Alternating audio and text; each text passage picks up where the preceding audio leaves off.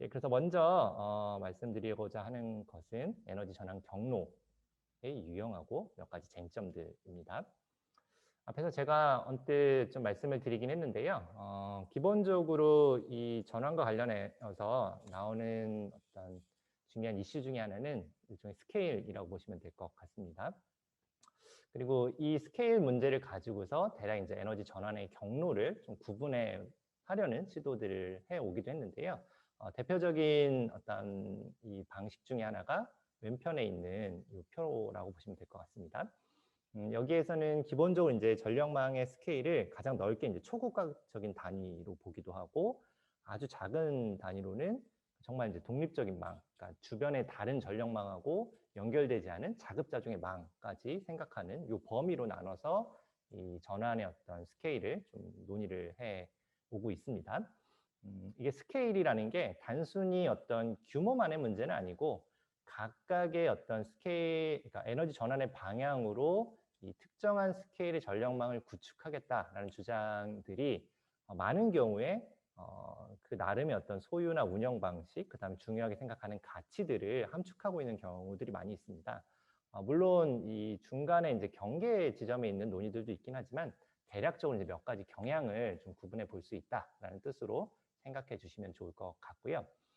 한국 같은 경우는 전형적으로 그동안 국가적인 차원에서의 네트워크를 구축해 왔습니다. 뭐 전력망이 연결되지 않은 섬 지역 같은 경우가 일종의 독립망을 이루고 있었겠죠. 그러다가 근래에는 이 국가적인 차원의 네트워크를 약간 좀 지역화해야 되는 거 아니냐, 뭐 이런 얘기들이 나오고 있는 상황인 것 같습니다. 좀 눈여겨보실 만한 측면 중에 하나는, 혹은 이제 계속 쟁점이 될 만한 지점 중에 하나는, 아마도 이 보편적인 어떤 공급의 문제, 다시 말해서 에너지 기본권을 우리가 어떻게 생각하느냐, 뭐 이게 좀 중요한 이슈가 될 것 같고요. 그와 같은 측면에서 이제 보편적인 어떤 기본권을 보장하기 위해서는 완전히 주역화된 차원으로 좀 가기는 어려운 거 아니냐, 뭐 이렇게 보시는 분들이 있을 수 있겠습니다. 다만 이 경우에는 사실은 이제 기본적으로 이제 국가 단위 어떤 공기업이라든지 뭐 대기업을 중심으로 전력이 공급되는 경향이 있었기 때문에 약간 좀 새로운 어떤 행위자들이 진입하기 좀 어려운 측면이 없지 않아 있었습니다.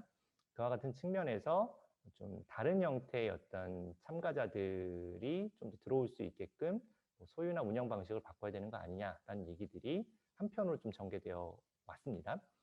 과연 어떤 선택을 하는 게 타당한지 더 검토를 본격적으로 해야 되는 시점이라고 생각을 하고요. 유럽 같은 경우, 그리고 이제 다른 지역 같은 경우는 사실은 국가를 넘어서는 어떤 전력망이 구축된 사례들도 많이 있습니다. 이와 같은 문제들 또한 같이 좀 검토해 볼 만한 어떤 전환 경로와 관련된 중요한 쟁점 중에 하나라고 볼 수 있겠고요. 이게 주로 이제 스케일, 규모의 문제로 전환 경로를 논의하는 방식이라고 한다면은, 이것과 좀 다르게 일종의 조정 양식 혹은 핵심적인 어떤 주체를 누구로 볼 것이냐를 놓고서 전환 경로를 좀 구분하는 시도들 또한 많이 진행이 되고 있습니다. 좀 익숙한 도식이긴 한데요. 그러니까 시장, 그 다음에 중앙정부, 그 다음에 시민사회 중심으로 좀 구분을 하는 모습을 볼 수 있습니다.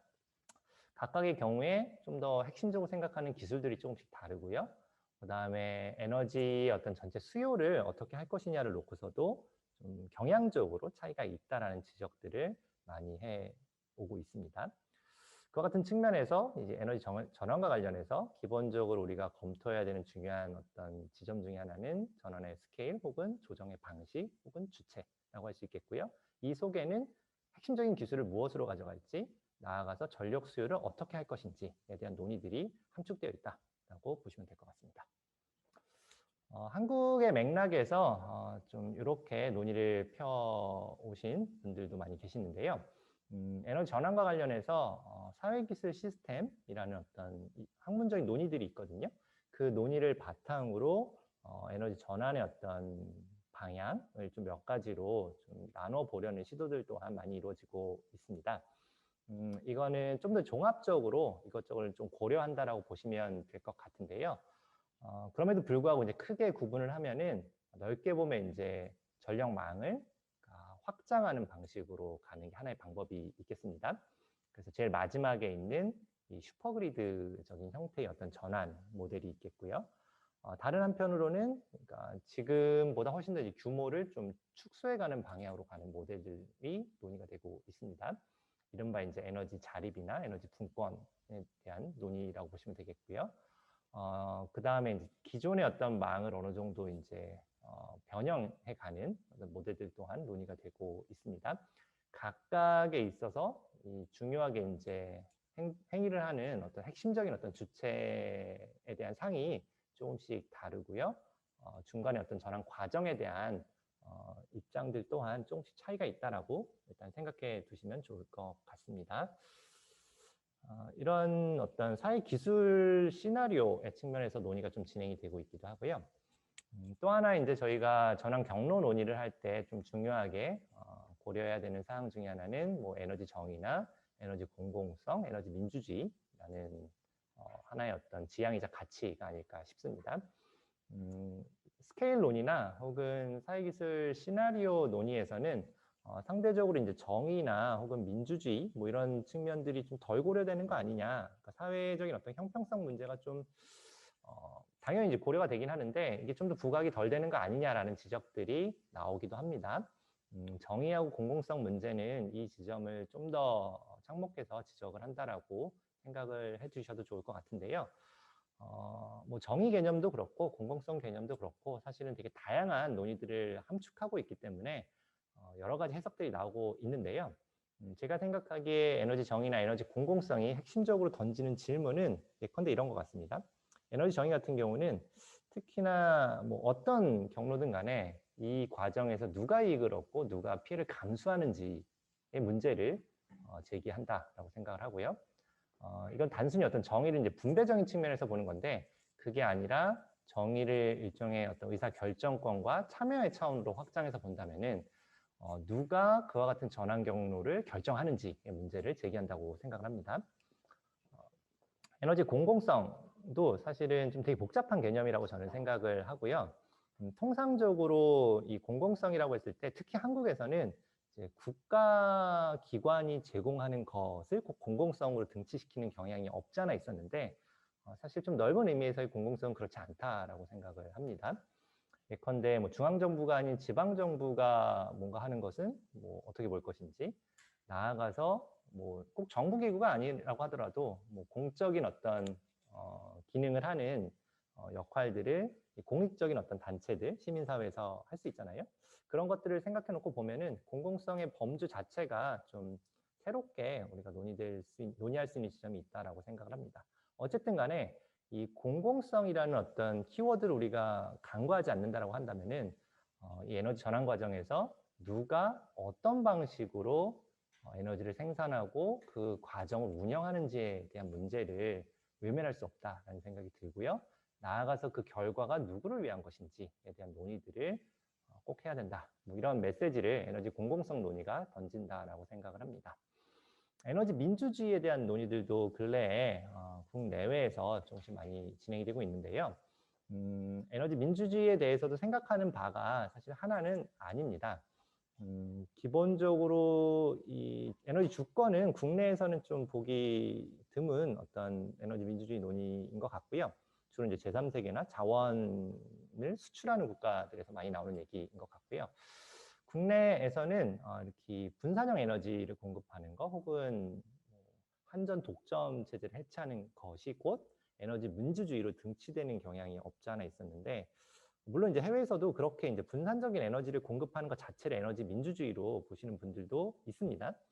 에너지 민주주의를 그렇게 한정하기는 좀 어려운 측면이 있다는 생각이 들고요. 오히려 좀 더 저희가 좀 깊이 검토해 봐야 되는 지점 중에 하나는 소유 문제라고 생각을 합니다. 그리고 이 소유라고 했을 때는 앞서 이제 공공성 논의하고도 겹치게 되는데요. 그동안 전통적으로 주로 국가기관에 의한 소유만을 약간 민주적인 소유 혹은 공적인 어떤 걸로 생각을 했는데 좀 더 넓은 의미의 어떤 소유 체계를 모색하는 게 가능하지 않을까라는 생각이 들고요. 그와 같은 논의들이 해외에서 혹은 이제 국내에서도 조금씩 이 에너지 전환 경로 논의들을 하면서 논의가 되어 왔다라는 점을 염두에 두고 저희가 이 전환 경로에 대한 이야기들을 풀어갔으면 하는 바람이 있습니다. 기후에너지 운동이 공적인 것들, 공공성이라는 키워드를 되게 중요하게 가져갈 수도 있고 표면적으로 내걸지 않을 수도 있다고 생각을 하는데요.